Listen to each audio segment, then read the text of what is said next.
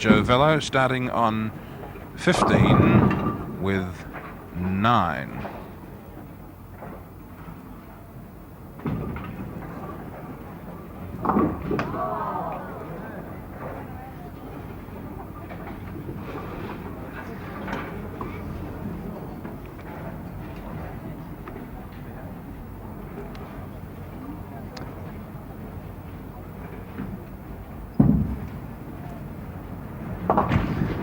Velo just completing his first frame of the 5th game on lane 15. Now, under match play conditions, he will only bowl the 1 frame first, and Neylan will now bowl his first frame on lane 16.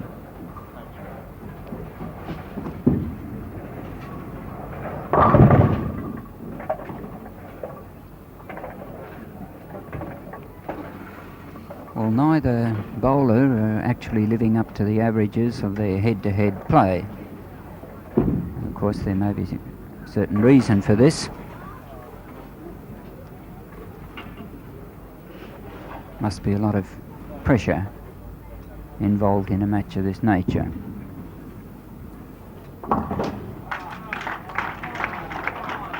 Neylan making no mistake about the first frame, and he now will play his second frame on lane 15. After 4 completed games in the Junior All-Star Singles title, McLeese of Victoria in 794 has a 50-pin lead over Ives of New South Wales on 754. Correction, a 40-pin lead. 794 to McLeese, 754 to Ives, and a strike on 15 to Neylan, Mick Neylan, who's playing in the senior competition. Now Velo on 16. Whoops. Past the biscuits Morandi. Yes, awkward split frame here. He'll have to divert the 5, or deflect rather the 4, across to the 9 in order to convert this frame.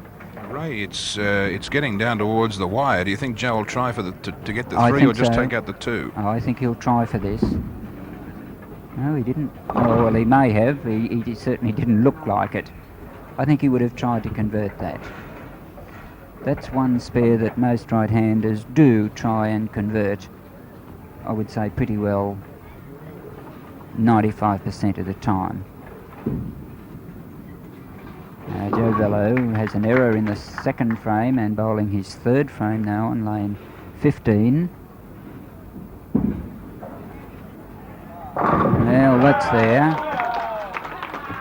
That's a long time between strikes for Joe. So he hasn't had many strikes. He didn't have too many strikes in his 172 game last game, that 4th game. This is the 5th of 6 games for the trip to America.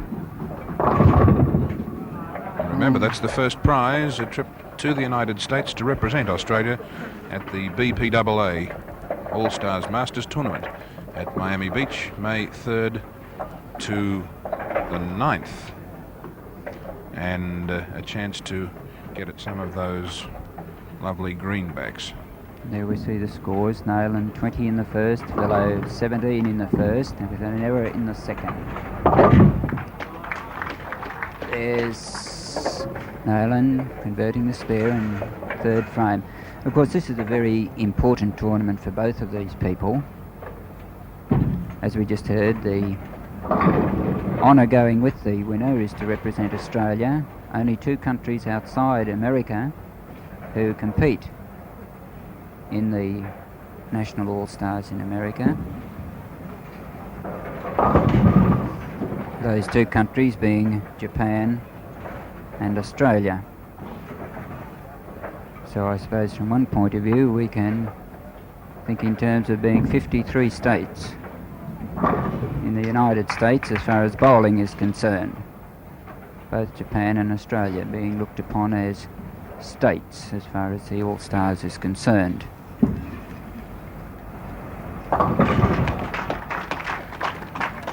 You said 53, Ray. You meant 52. 52.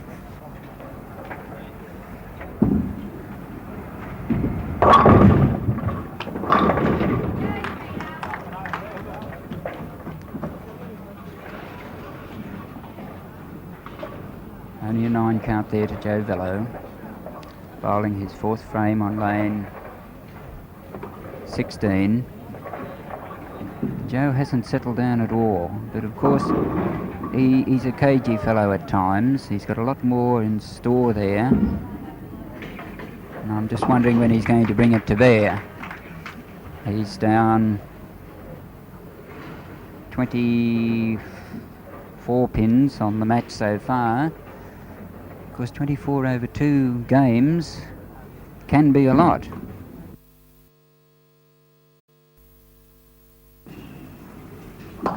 They seem to be bowling very much the same pattern, don't they? Nobody's, apart from the first 2 games, the 3rd and 4th game seem to have been very close. Nobody getting away from the other with a great string of those sort of things. Strikes. Well, there's an interesting point to notice that Velo just struck on lane 15. In fact, in this game, he's struck twice on lane 15, and this was the game that was the lane which was giving him trouble earlier. So we might look forward to a string of strikes here. Here's Mick Neylan. Yes, bowling on 16 for a strike. A total of 78 in the 4th frame to 66 by Velo in the 4th frame. Ray, this head-to-head final gives me the impression that they're both very conscious of the ability of the other. Each man is conscious of the ability of the other man, and it seems that as soon as Velo puts a strike in or Neylan puts one in, there's a quick reply from the other man. Yes, it appears this way, especially when, having got the strike, we haven't seen them taking advantage of that very much and doubling. As I said before, Neylan went into the match with a certain amount of confidence, knowing that it is possible to beat Joe Velo, who must be regarded as the number 1 seeded player in Australia today. Neylan spares out on 15 for a count of 98 in the 5th, but Joe Velo is sitting on a strike. Now if he doubles, he can gain back 10 of those pins. He was looking for it, but he pushed that ball through a little too quickly and didn't quite come into the 1-3 pocket as he would have liked. But I somehow sense a change in attitude to some extent here by Joe Velo. He seems to be developing a little more positive approach. Although Ray, we haven't seen a great deal of that familiar, what can we say, light-hearted humour by Joe. He seems to be getting very, very serious at the moment, as if he realises that something is at stake and that he's just got to pull something out of the bag. Otherwise this title and the trip to the States is going to slip away from him, and he's determined not to let it go easily. Oh, we can see there the look of concentration on his face there, and I'm quite sure that he's tightening up his game a great deal now. Concentration-wise, anyhow. Mick Neylan, lane 16. There's the strike. He just won't let Velo get away. No, as you said before, he knew Velo had struck on 7, which gave him the opportunity of doubling on 8, so that he had to be in the same position here, so he struck on 7. And of course, Neylan, playing his 8th frame first, has the chance of putting the pressure on Velo if he can double here. Let's follow the ball. It's a bit wide. Oh, it's wide. And he's not very happy with it. 7 pins again. We've seen this leave, the 2-5-8, sometimes the 2-4-5 or the 2-4-8, far too many times in this match to satisfy Mick Neylan. Mick Neylan to convert the spare on lane 15. He's a bit fortunate. Just. Yes, a bit fortunate. He thought nearly all the way down there that he had cherried the 2-8 and left the 5. There's Velo. Oh. Joe wondering when luck's going to favour him. There we see the scores, 118 to Mick Neylan in the 6th, 106 to Joe Velo. Neylan leading by 12 pins on the 6th frame.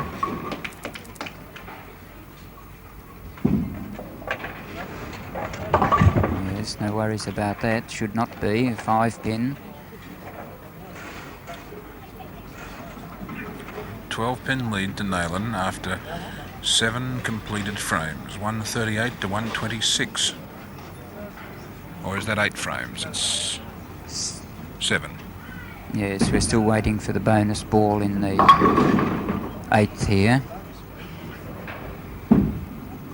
Looks good. That's it.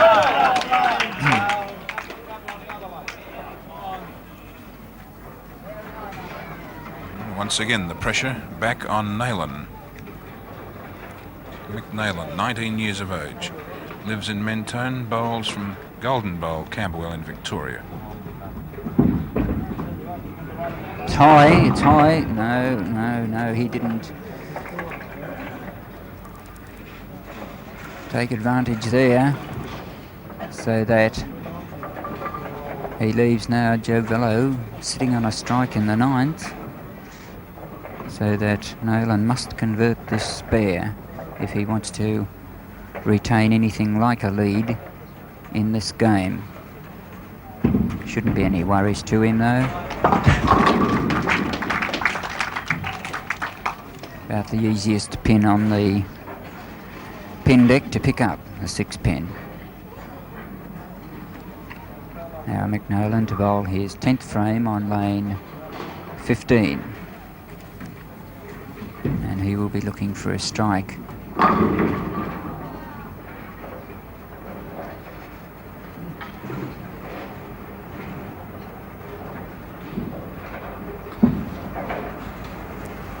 Bit high though. Ooh. There's that 4-6 split frame again. And Mick Neylan hangs his head in disgust. And has a quick reassuring look at the scores. There we see the 4-6 split frame. Almost impossible. Although, no, I think he'll go for 1. He may try for them. No, 1 pin. 1 pin. So that Mick Neylan finishes with an error on the 10th for a 184 game. And Velo can double here. Oh.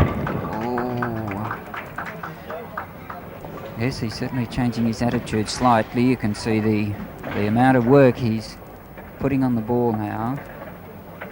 Really trying to scatter those pins. There we see the scoreboard, 184 to Mick Neylan for a 953 series.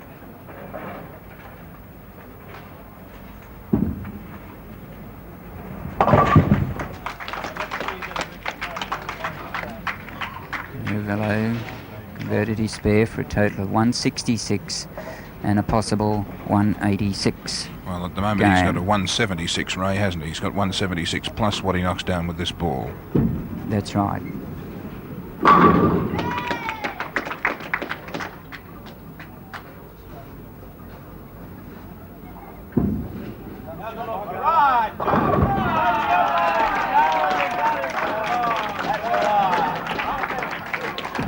So that's the way the tournament stands at the moment. 953 plays 934.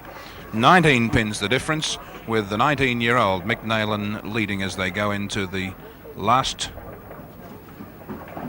game. And this game is going to decide who goes to the USA. Neylan starting out with what we believe is a 19-pin lead.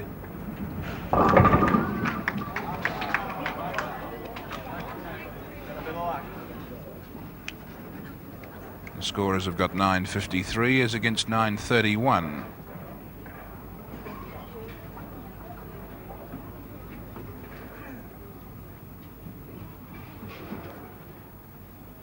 Which is 22.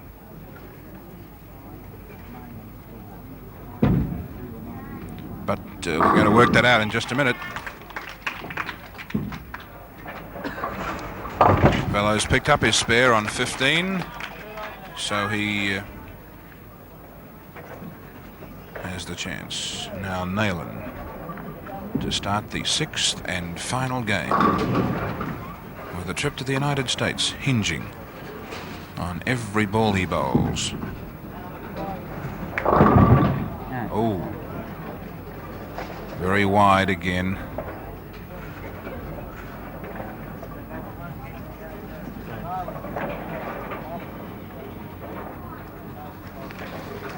.953 plays 9.31. Neylan leading by 22 pins. But he's got to pick up these 4. Which he does.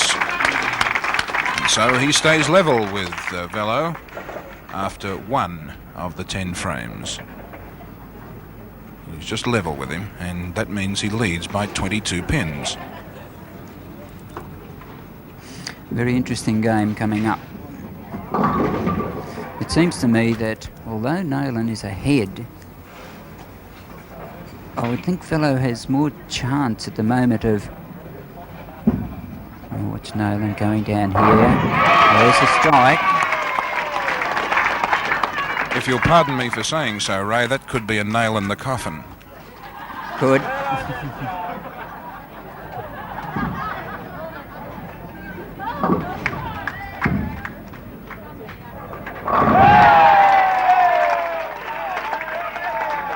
Well, certainly the crowd are coming to life here. As I was going to say before, although Neylan is ahead, it seems to me that Velo has more chance of picking up his game. Judging by the number of loose balls that Neylan is throwing, he may in fact have a few more flaws in his game at the moment. How's it look, Joe?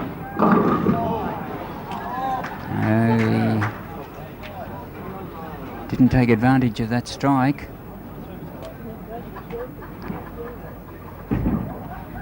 Only taking 6 pins. He's studying the lanes there and the state of the game from the overhead projectors. Now he's got to convert this 4-pin leave here.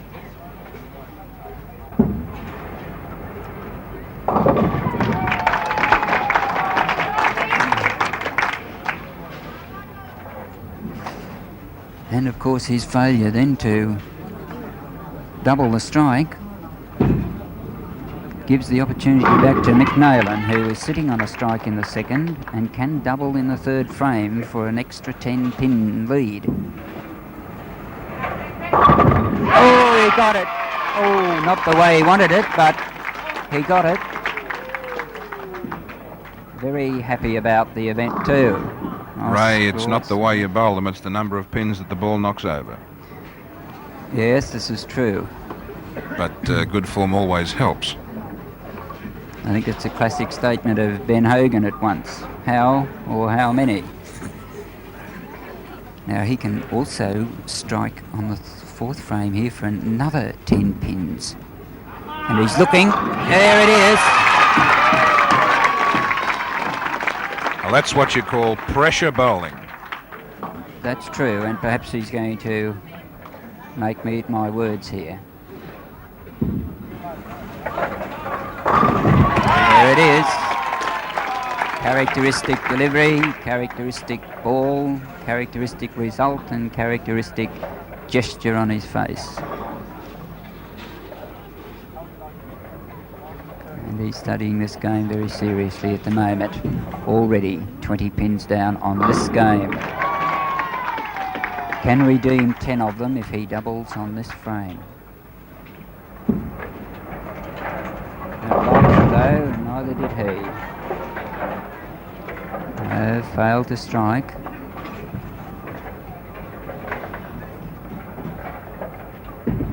That is certainly giving the advantage to Mick Neylan here. Joe Velo, 6 times finalist in the All-Stars. Winner on 2 occasions, 65 and 66. Represented Australia in 1965 in Lansing, Michigan. Did very well, as a matter of fact. Just failed by 13 pins to make the final cut-off. And in 1966 in St. Louis, Detroit, was right in it up to the very last game of the final cut. He's looking for it. There it is, a 4-bagger in bowling terminology, which gives him another 10-pin lead, 30 pins ahead in this game, 50-odd on the match. And you'll notice on the scoreboard that they don't fill in the numbers, even though you could fill in up to the 3rd frame. They don't fill in the numbers because it's considered to be bad luck. Yeah, bowling's only superstition. Could be again. He's looking for a 5th. He's looking for a 5th. Way to go. And he's got it. Well, that's another 10-pin lead. 40 pins ahead on this game. Velo's got to do something. There's one of them. But he has to go all the way. This is the sort of bowling, Ray, that we came along to see. That's right. The game isn't over, of course. If Velo strikes out, he's still in the game, but he must strike on this frame.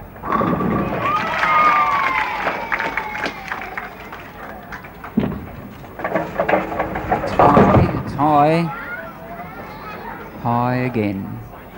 Joe, I think the plane just took off without you. Yes, he certainly hasn't had good fortune on lane 15. If, of course...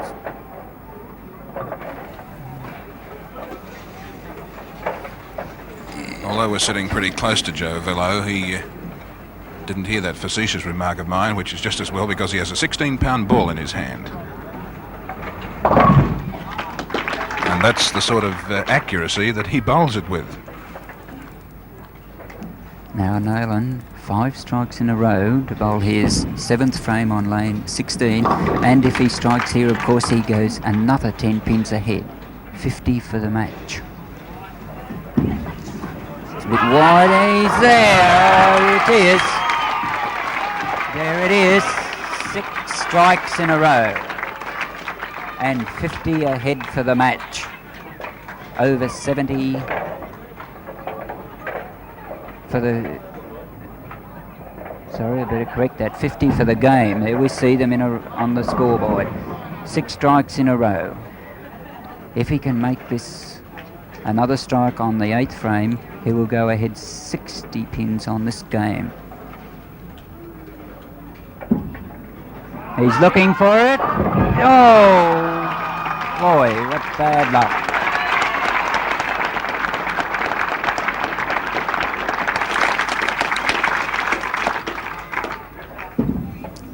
Here we see a little of the attitude that has made Mick Neylan the bowler he is, even though he looks in an almost impregnable position. He's still a little annoyed that he didn't get that strike. And makes no mistake about the 10 pin. Oh, we can catch up with the scores there perhaps. 189 on the 7th to Mick Neylan, 120 to Joe Velo.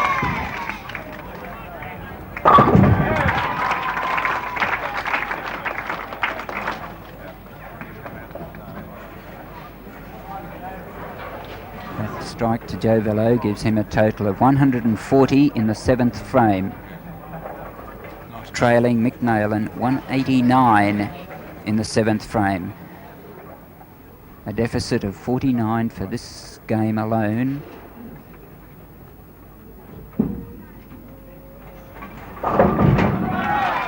Well, he's doubled. He's at least going out in a blaze of glory, perhaps.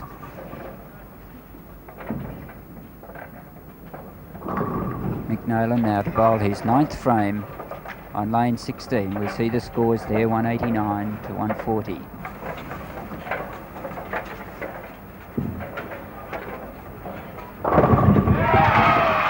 There's a strike. And the crowd is certainly with Mick Neylan.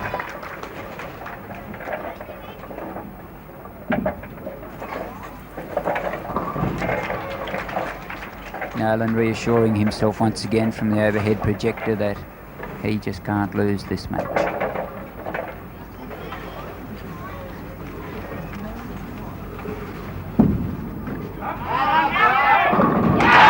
There it is. A double. Now if he strikes out, he can get a 269 game. 269.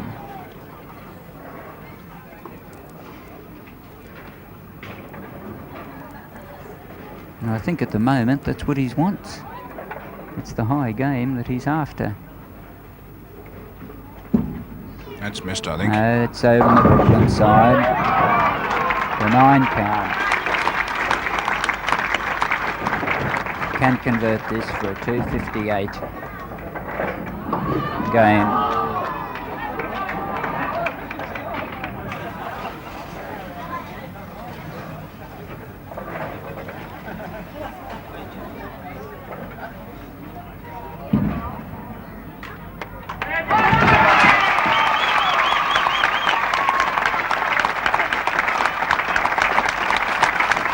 Neylan finishes with a 1-2-1-1 or a 202 average for the 6-game series.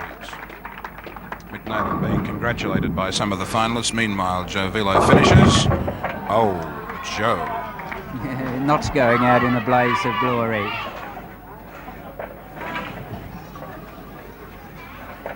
A 258 game and a 1-2-1-1 series for Mick Neylan. 202 average over the 6 games of the final series. And Mick Neylan's on his way to the States, and Joe Velo's on his way to lane 16. Oops, just missed. Took out the 1.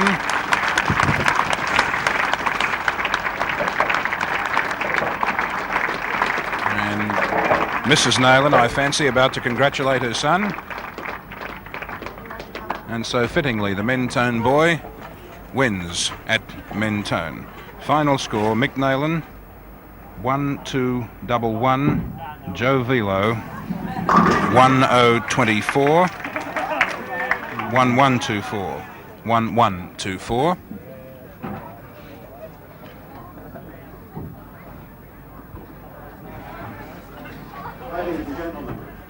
And so the difference is 88 pins over the whole series. The winner being Mick Neylan with his final score 1-2-1-1 and Joe Velo 1-1-2-4 over the series. And that's all from the 7th National All-Star 10-Pin Bowling Championship conducted at Mentone, with Mick Neylan, 19 years of age, from Mentone, being the 7th winner.